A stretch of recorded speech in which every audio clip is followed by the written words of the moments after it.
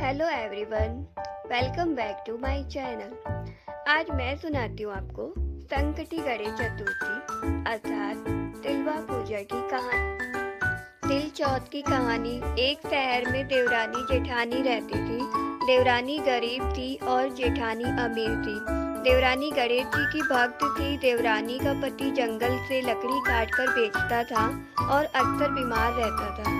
देवरानी जेठानी के घर का सारा काम कर देती थी और बदले में जेठानी बचा हुआ खाना, पुराने कपड़े आदि उसको दे देती थी। इसी से देवरानी का परिवार चल रहा था। माघ महीने में देवरानी ने तिल चौथ का व्रत किया। 5 रुपए का तिल व गुड़ लाकर तिल कुट्टा बनाया। पूजा करके तिल चौथ की कथा सुनी और तिल कुट्टा चीखे पे रख दिया और सोचा कि चांद उगने पर पहले तिल कुट्टा और उसके बाद ही कुछ खाएगी। कथा सुनकर वह जेठानी के यहाँ काम करने चली गई। खाना बनाकर जेठानी के बच्चों से खाना खाने को कहा तो बच्चे बोले, माँ ने व्रत किया है और माँ भूखी है। जब माँ खाना खाएगी तभी हम खाएंगे। जेठ जी को खाना खाने को कहा तो जेठ बोले, मैं अकेला नहीं खाऊंगा। जब चांद निकलेगा तब सब खाएंगे, तभी मैं भी खाऊंगा।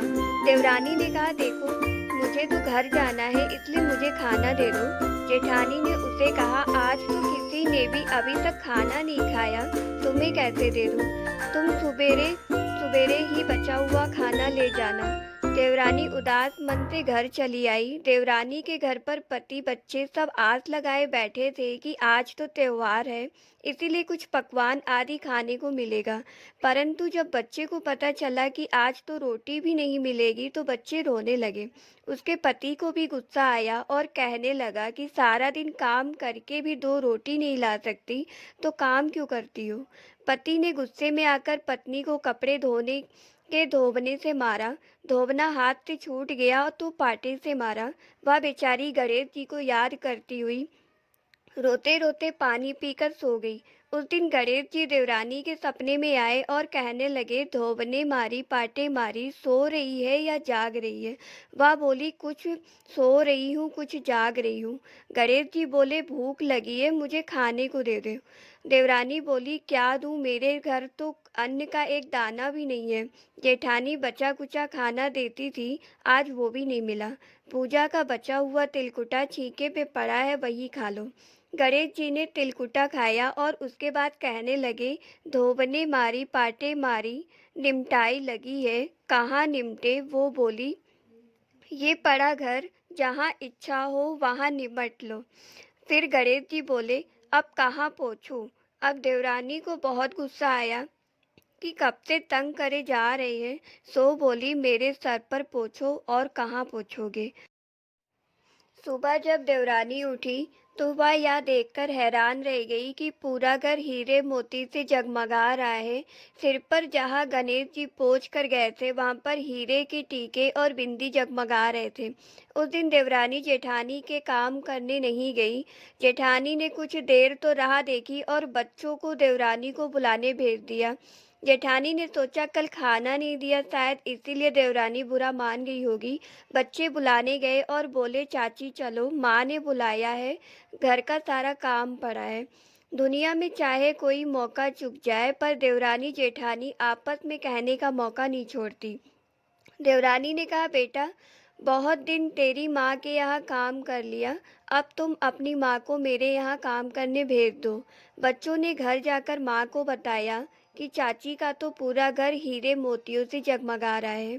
जेठानी दौड़ती हुई देवरानी के पास आई और पूछा कि यह सब हुआ कैसे।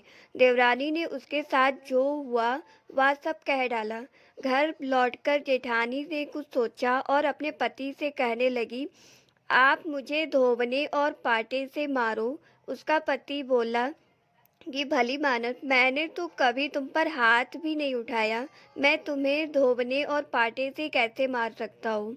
वह नहीं मानी और जिद करने लगी। मजबूरन पति को उसे मारना पड़ा। मार खाने के बाद उसने ढेर सारा घी डालकर चूरमा बनाया और छीके पे रख दिया और सो गई। रात को चौथ विनायक जी उसके भी सपने में आए और कहने लगे, भूख लगी है, क्या खाऊं?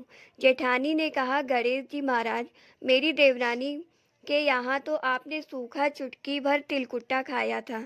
मैंने तो झरते घी का चूरमा बनाकर आपके लिए छीके पे रखा है। फल और मेवे भी रखे हैं, जो चाहे खा लो। गणेश जी बोले, अब निपटे कहाँ? जेठानी बोली, उसके यहाँ तो टूटी फूटी झोपड़ी थी, मेरे यहाँ तो कंचन का महल है। आप जहाँ चाहो निपटो। और गणेश जी ने पूछा, अब पोछूं कहाँ? जेठानी बोली, मेरे ललाट पर बड़ी सी बिंदी। धन की भूखी जेठानी सुबह बहुत जल्दी उठ गई।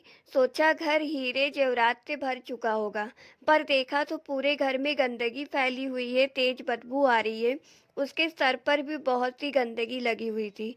उसने कहा, हे गणेश जी महाराज, ये आपने क्या किया? मुझसे रूठे और देवरानी पर टूटे।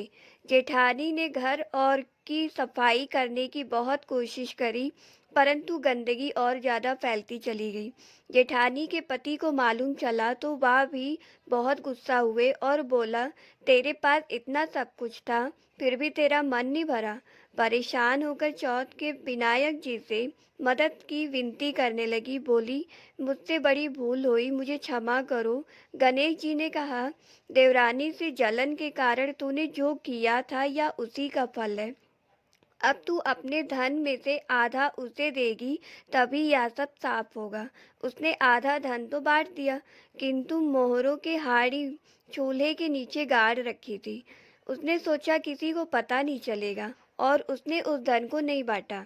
उसने कहा, हे विनायक जी, अब तो अपना यह बिखराव समेटो।